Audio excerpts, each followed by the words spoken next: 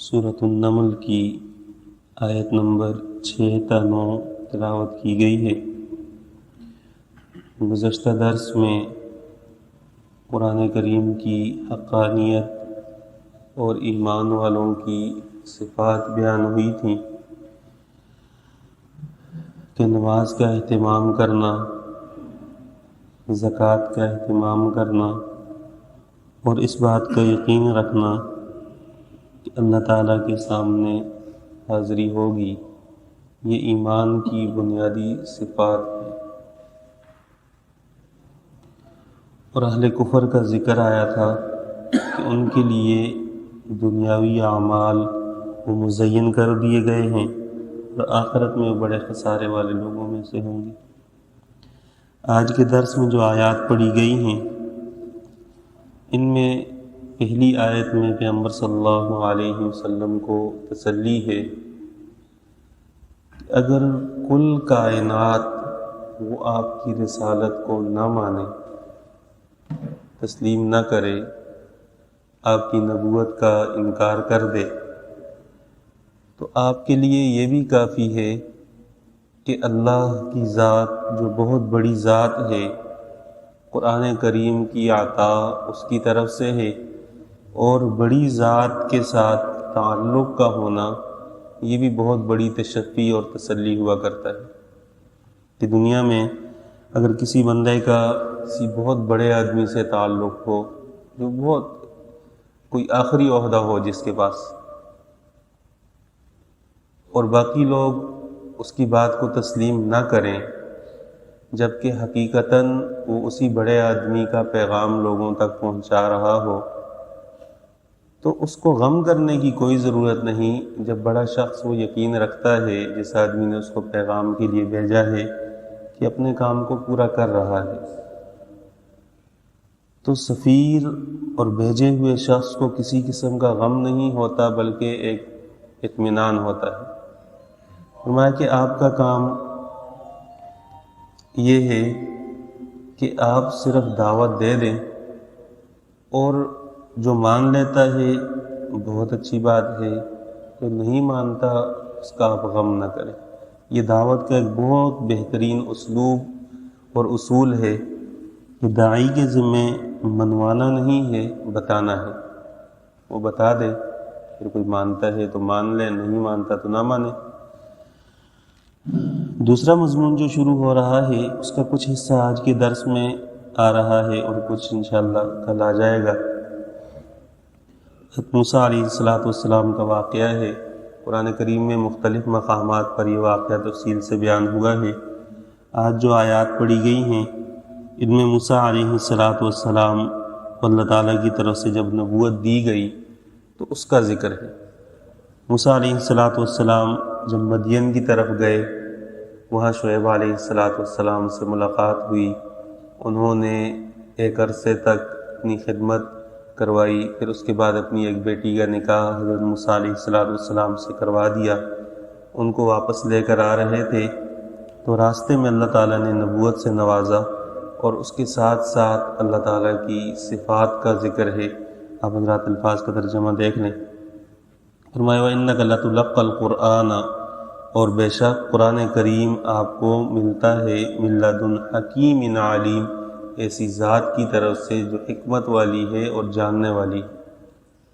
کہ اللہ تعالیٰ یہ بھی جانتے ہیں کہ کون قرآنی احکامات کو تسلیم کرتا ہے، اللہ تعالیٰ یہ بھی جانتے ہیں کہ کون تسلیم کرے گا تو اس کا کیا فائدہ ہے، جو نہیں مانے گا اس کا کیا نقصان ہے، اور حکمت کی بنیاد پہ اللہ تعالیٰ نے نہ ماننے والوں کو ایک ڈیل بھی دی ہوئی ہے۔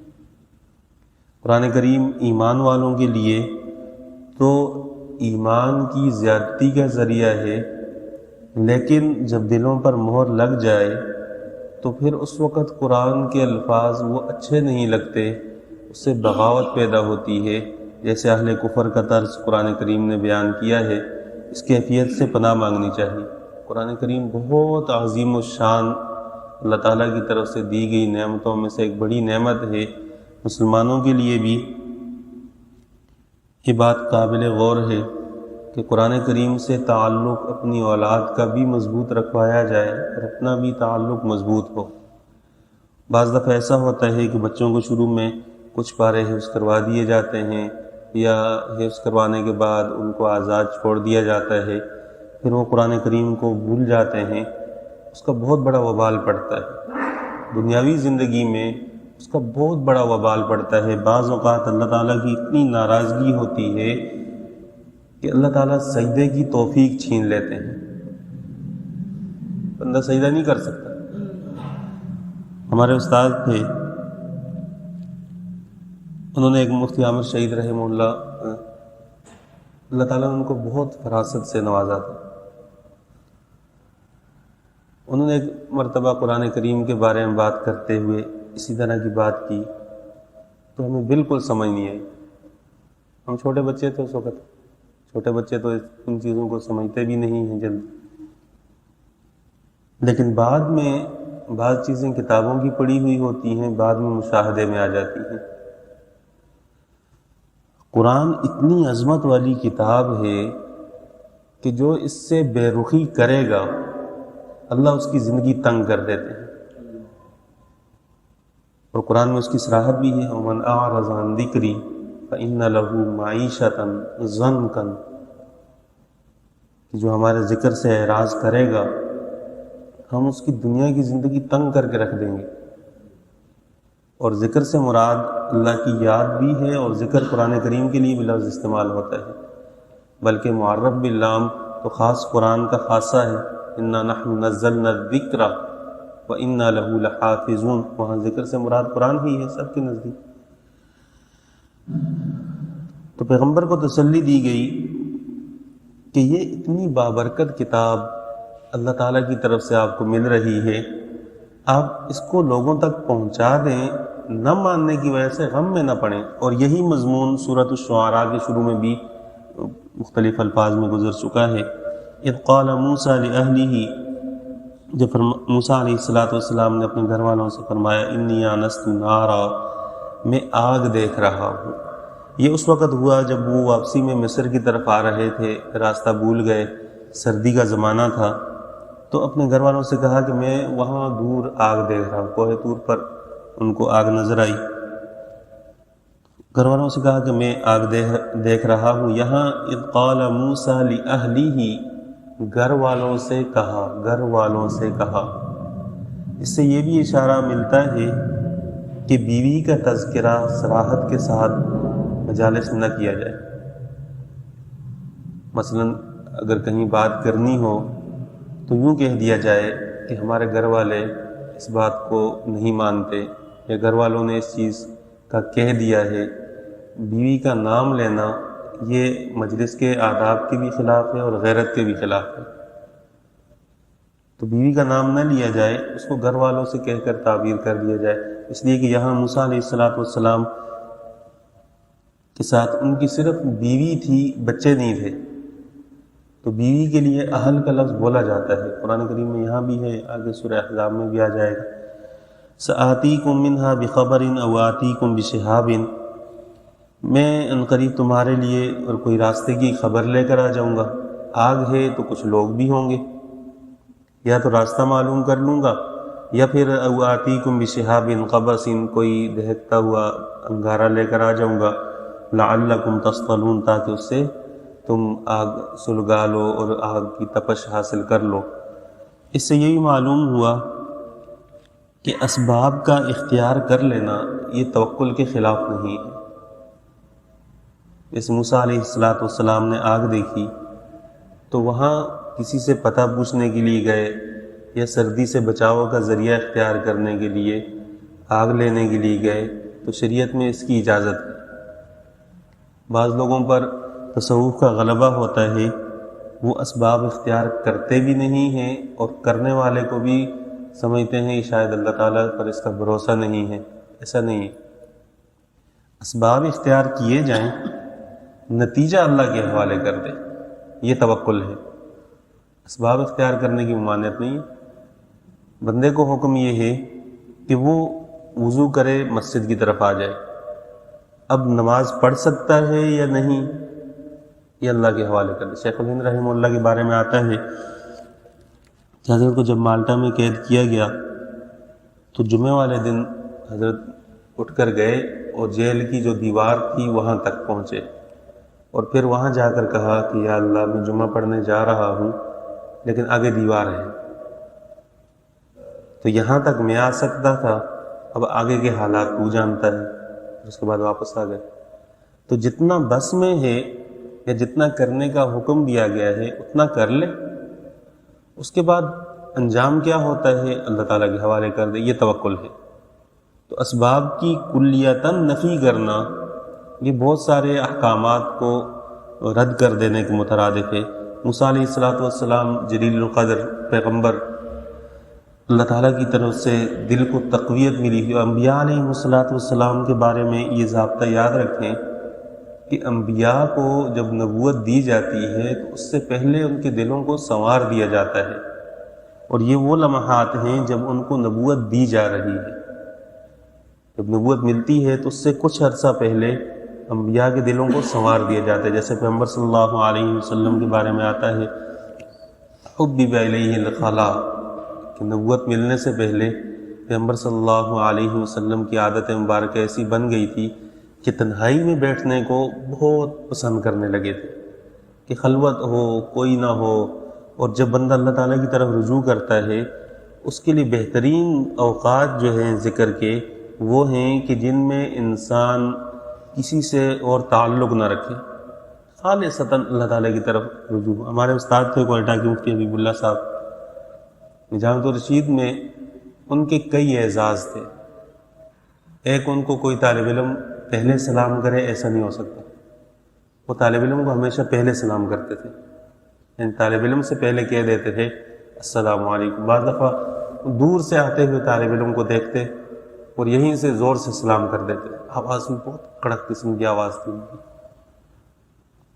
اور دوسرا، اللہ تعالیٰ نے ان کو خاص صفت سے نوازا تھا کہ وہ صف اول کا بہت اہتمام کرتے تھے۔ کبھی نماز پڑھا دیتے تھے لیکن نماز نہ بھی پڑھائیں صف اول میں ضرور ہوتے تھے، اور اگر مسجد میں پہنچ جائیں تو پھر اس کے بعد جتنا بھی ضروری فون ہو، اس زمانے میں تو یہ ٹچ موبائل تھے نہیں، وہ دوسرے والے موبائل تھے وزنی قسم کے، تو اگر ان کو یہ کہہ دیا جائے کہ استاد جی موبائل کی روشنی ہے اور شاید فون آ رہا ہے، اور زمانے میں کالیں میں بہت کم آتی تھی، کال مہنگی پڑتی تھی، تو ناراض ہو جاتے تھے کہ تھوڑا سا تو وقت اللہ کے لیے نکالتے ہیں، اس میں بھی آپ کہہ دیتے ہیں کہ فون آ رہا ہے، اور اس میں بھی آپ کہتے ہیں بات کر لو، تو ابھی قرآن پڑھ رہا ہوں، ذکر کا وقت ہے۔ تو کچھ وقت ایسا ہو کہ جس میں انسان خالصتاً اللہ کی طرف توجہ کر لے، اور اس توجہ میں اگر 2 آنسو آنکھ سے نکل آئے تو بندہ کامیاب ہو گیا۔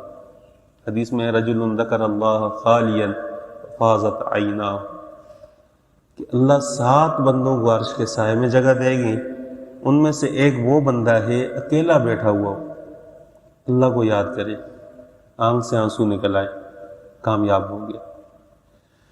تو اسباب کا اختیار کرنا یہ خلاف توکل نہیں ہے۔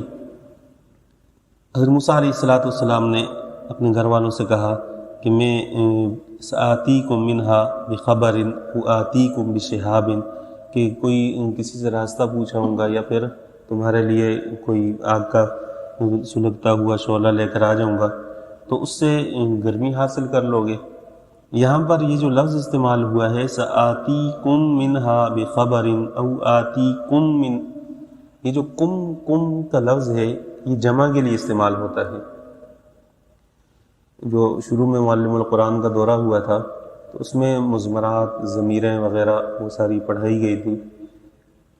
جمع کے لیے کم کا لفظ استعمال ہوتا ہے کہ آپ سب کے لیے، لیکن موسیٰ علیہ السلام کے ساتھ تو صرف ایک بیوی تھی اور تو کوئی بھی نہیں تھا۔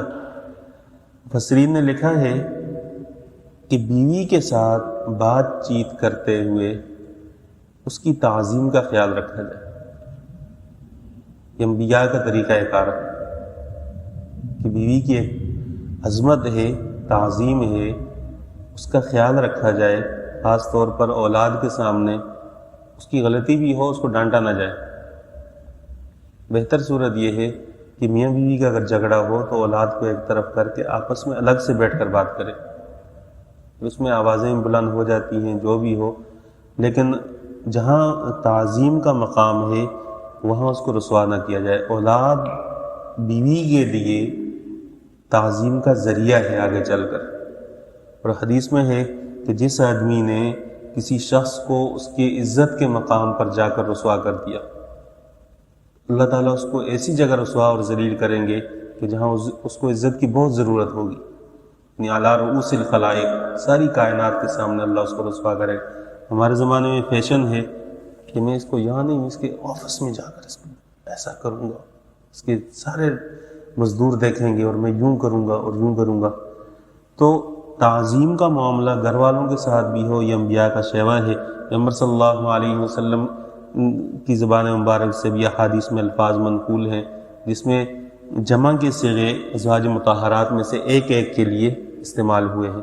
جیسے ہمارے ہاں اردو میں کہتے ہیں ایک طریقہ یہ ہے کہ تو یہ کر لے، تو یہ کر لے، اور ایک طریقہ یہ ہے کہ آپ یہ کریں، اور آپ کا لفظ یہ جمع کے معنی میں بھی استعمال ہوتا ہے، جیسے آپ حضرات، آپ، تو اسی لفظ کو جو تعظیم کے لیے بولا جاتا ہے زیادہ افراد کے لیے بھی استعمال ہوتا ہے۔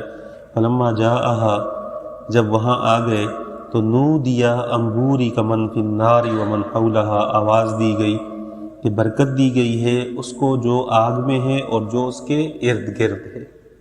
جو آگ میں ہے وہ آگ سے مراد وہ تو اللہ تعالیٰ کی طرف سے ایک روشنی تھی، ایک نور تھا، باقاعدہ آگ تو تھی نہیں۔